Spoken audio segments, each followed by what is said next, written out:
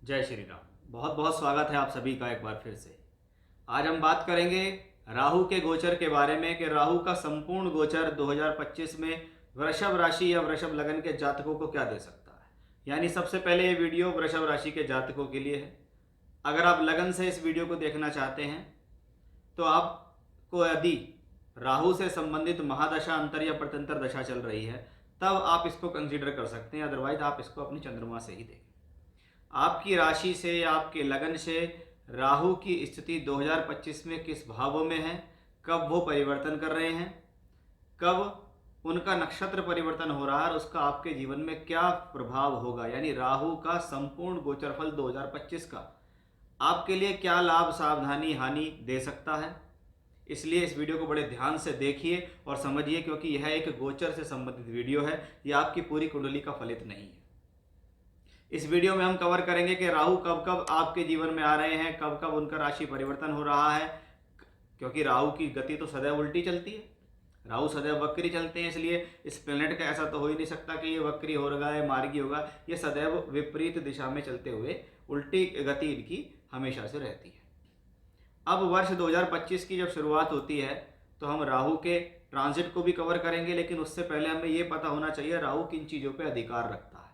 अधिकार रखने का यहाँ सीधा मतलब है कि जितने भी कारक मैं आपको यहाँ बता रहा हूँ, अगर आपके जीवन में इनसे संबंधित जुड़ी हुई चीज़ें हैं या आप ऐसे किसी काम को करते हैं तो ये राहु आपके ऊपर अन्य लोगों के मुकाबले ज़्यादा प्रभाव डालेगा। ये सीधी सी राहु के कारकत्व है।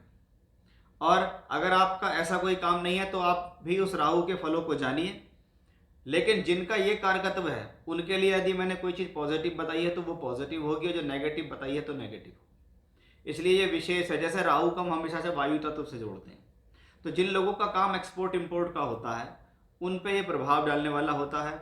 विदेश से जुड़ने वाली जितनी भी एक्टिविटीज़ होती हैं उस पर भी राहु का प्रभाव होता है। एक्सपोर्ट इंपोर्ट, टूर, ट्रैवलिंग, यात्रा, मीडिया, फैशन, इलेक्ट्रॉनिक इक्विपमेंट्स, सामाजिकता से अलग कार्य करने वाला भी प्लेनेट राहु को ही मानते हैं, क्योंकि ये बड़ा निडर है, साहसी और अड़ियल प्रवृत्ति का, ऐसा राहु की प्रवृत्ति होती है।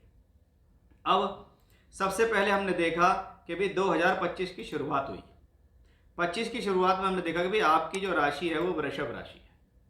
वृषभ राशि एक स्थिर और पृथ्वी तत्व की राशि, यानी ऐसे लोग स्वभाव में स्थिर होते हैं, गंभीर होते हैं, साथ ही साथ एक अर्ध त्रिकोणीय राशि है। इसलिए ऐसे व्यक्ति का काम होता है कि मुझे मेहनत करके धन कमाना है, मुझे जीवन में अपने खुद के बल पर मेहनत करके आगे बढ़ना है। ऐसा आपकी राशि का स्वामी है, ये विचार करता है। चाहे आपका वृषभ लगन है या राशि है, लेकिन आपके स्वभाव में ऐसी चीज़ें हैं। पॉजिटिव क्या है कि आपकी राशि के स्वामी शुक्र है और शुक्र के लिए राहु की मित्रता कही गई। अब अगर हम देखें तो 2024 में भी राहु 11th हाउस में थे आपकी राशि से और 2025 में भी 11th हाउस में ही हैं। यानी एक बात बहुत अच्छी है कि भाई यहाँ एक पॉजिटिव साइन है कि राशि से 11वें घर के अंदर राहु का ट्रांजिट है और 11वां घर राहु को पसंद है, क्योंकि 11वां घर किसका है? लाभ का, प्राप्ति का और इनकम का। अगर हम देखें तो शास्त्र के अनुसार तीसरा, छठा और 11वां ये एक मैलेफिक भाव है, ये एक अशुभ भाव है। इन भावों में अशुभ ग्रह अगर बैठते हैं तो उनको प्रसन्नता फील होती है कि भी अशुभ जगह से लड़ने के लिए अशुभ ही व्यक्ति चाहिए। एक शुभ व्यक्ति वहां जाएगा और सरेंडर कर देगा कि भाई तुम मुझे मार दो, मुझे छोड़ दो, ये तो तुम पे डिपेंड है, लेकिन मेरी स्थिति ये रहेगी, मैं तुमसे कुछ नहीं कहूँगा, तो मुझे जीवित रहने दो। लेकिन अशुभ वाला वहाँ जाएगा भी, लड़ेगा भी और जीतने की कोशिश भी करेगा। हार जीत एक अलग बात है, लेकिन राहु अगर 11th हाउस में है तो वो फाइट करना जानता है। अब 11वां घर लाभ का और प्राप्तियों का भाव कहलाता है, यानी ये प्लेनेट आपको कहीं ना कहीं से इनकम, सोर्स ऑफ इनकम, धन के साधन, प्रमोशन या तरक्की आदि देने में सक्षम है, क्योंकि वो 11th हाउस में बैठ के खुश है। एक तो राशि शुक्र है, उसके स्वामी ये जो शुक्र है उसके लिए राहु मित्र कहलाते हैं। इसलिए राहु हमेशा से अगर देखा जाए तो शुक्र के लिए हमेशा से मित्रवत्र स्थितियों में ही काम करता है। अब यहाँ पे अगर आप देखिएगा तो 2025 के अंदर 1 जनवरी से 29 मई तक राहु मीन राशि में ट्रांजिट करेंगे, यानी 29 मई तक राहु यहाँ, और इस दौरान ये उत्तरी भाद्रपद नक्षत्र में होंगे। अब उत्तरी भाद्रपद नक्षत्र किसका है? शनि का है। अब उत्तरी भाग पर नक्षत्र शनि का है और शनि यहाँ पे 9th और 10th लॉर्ड भी है, इसलिए राहु के इस ट्रांजिट को खराब कहना ये गलत है। यानी आपकी दशा कुंडली में खराब चल रही है, आपकी हॉरोस्कोप में कॉम्बिनेशन खराब है, तो आप उनको दोष दे सकते हैं।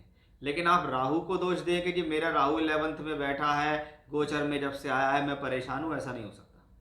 क्योंकि ट्रांजिट अपना पूरा रिजल्ट निभा रहा है, आपकी दशा ही खराब हो सकती है, तो बात अलग है। अब जब तक ये उत्तरा भाद्रपद नक्षत्र में है तो ये शनि के नक्षत्र में है और शनि का नक्षत्र राहु को फॉलो कर रहा है। शुक्र का राशि है, शुक्र का लगन है, राहु उसके लिए मित्र है, शनि आपके लिए योग कारक है। यानी जब तक उत्तरा भाद्रपद नक्षत्र में है तो 29 मई तक राहु की वजह से आपकी लाइफ में कोई प्रॉब्लम नहीं दिखाई देती है। अब बात आती है कि जब राहु का राशि परिवर्तन होता है कि अब राहु 11th से निकलकर 10th भाव में आएंगे। ये 10th भाव, ये दशम भाव हमारे जीवन में कर्मों का भाव कहलाता है। अब शास्त्र कहता है हमारे कर्म भाव में अगर कोई अशुभ ग्रह आए तो हमारे कर्मों में संघर्ष को बढ़ाएगा। आप क्लासिकल्स किताब पढ़िए, जैसे व्रत पराशर है, जातक तत्वम है, व्रत जातक है, फल दीपिका है, मानसागरी है, इनको अगर आप पढ़ेंगे और इनमें गोचर का अध्याय पढ़ेंगे तो चंद्रमा से 10वें घर में अशुभ ग्रह का ट्रांजिट को बहुत अच्छे अंक नहीं दिए गए, क्योंकि 10वां घर हमारे कर्म का है। ये वो कर्म है जो हम अपने जीवन में रोजाना करते हैं और ये वो कर्म भी हैं जो हम अपनी प्रोफेशनल लाइफ में यूज करते हैं। हम नौकरी कर रहे हैं, हम व्यापार कर रहे हैं। अगर 10th हाउस में राहु आया है, राहु को स्वभाव के अशुभ कहा गया क्योंकि ये स्वभाव में एक राक्षसी ग्रह है, तो राहु जैसी प्रवृत्ति आपके कार्य क्षेत्र में आ सकती है। अब क्या है, जल्दबाजी से, जब तक राहु यहाँ रहेगा, जल्दबाजी से बचें, किसी प्रकार के गलत कर्मों से बचें। ये वो गलत कर्म है जो रोजमर्रा की जिंदगी में, मान लो आपके अंदर कोई बैड हैबिट्स आ गई, वो बैड हैबिट्स से आपको सावधान रहना है, गलत कर्मों से बचना है, एक बात। दूसरी चीज, गलत कार्यों से बचना है। प्रोफेशनल लाइफ में किसी प्रकार का धोखाधड़ी, चीटिंग आदि के विचार आपके मन में आ सकते हैं, लोभ लालच स्वार्थ आपके मन में आ सकता है, उसका थोड़ा ध्यान आपको रखना होगा, क्योंकि ये दशम में है, अरे राहु इसका नाम है। तो ऐसी स्थिति में होता कब है, क्योंकि ये प्लेनेट आपको उकसाता है। राहु को भोग विलास और विलासिता से भी जोड़ा गया है। दशम भाव में आए तो व्यक्ति का दिमाग इस दौरान काम करता है, कैसे झटके का पैसा आ जाए, झटके से कैसा पैसा आए, झटके से कैसे काम हो, कैसे मुझे लॉटरी लगे, रे लगे। तो ये सब चीज़ें अगर मन में आ रही हैं तब आप ये समझ जाना कि भाई आपके लिए ये प्लेनेट कुछ खराब करने वाला है, इस बात का ध्यान रखना। अब इसके विपरीत अगर आप इन सब चीज़ों से बचते हैं, लोभ से, लालच से, स्वार्थ से, गलत कर्मों से, तो ये 10th हाउस में शनि की राशि में है। अब इसमें मेन बात यह है कि भी 29 मई से ये यहाँ पर हैं और पूर्वी भाद्रपद नक्षत्र में रहेंगे। पहले क्या था, राहु गुरु की राशि में थे और शनि के नक्षत्र में थे। अब शनि की राशि में होकर गुरु के नक्षत्र में है, यानी शनि की राशि इसके लिए एक पॉजिटिव राशि है। गुरु का नक्षत्र एक धन कारक गुरु का नक्षत्र है, पूर्वी भाद्रपद, जिसको कहते हैं ना पूर्वी भाग में उदय होने वाला, या जीवन में आगे की तरफ ले जाने वाला, आपको सफलता की तरफ अग्रसर करने वाला और आपको काम कराने वाला, ऐसे पूर्वी भाद्रपद नक्षत्र के कारकत्व या लक्षण कहे गए हैं। अब राहु उसके अंदर है तो ये आपके लिए एक सकारात्मक स्थिति हुई है। यानी आप अपना पूरी ध्यान और योजना अगर अपने कर्म में लगाते हो तो ये राहु आपके लिए सकारात्मक साबित होगा।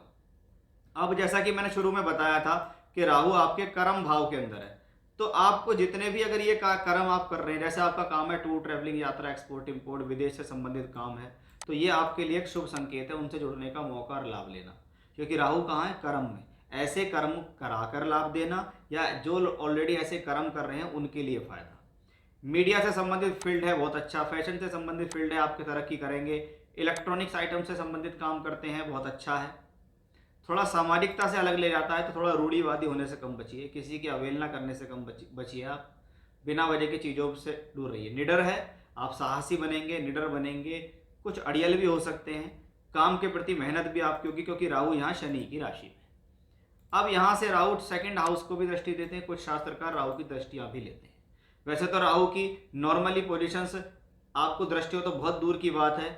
अगर राहु 10वें घर में है, किसकी राशि में है, वो राशि कहाँ है, राहु का किनसे संबंध है, अगर आपको यही समझ में आ जाता है तो आपको राहु के सारे फल समझ में आते हैं, फिर आपको दृष्टि तक पहुंचने की जरूरत नहीं है।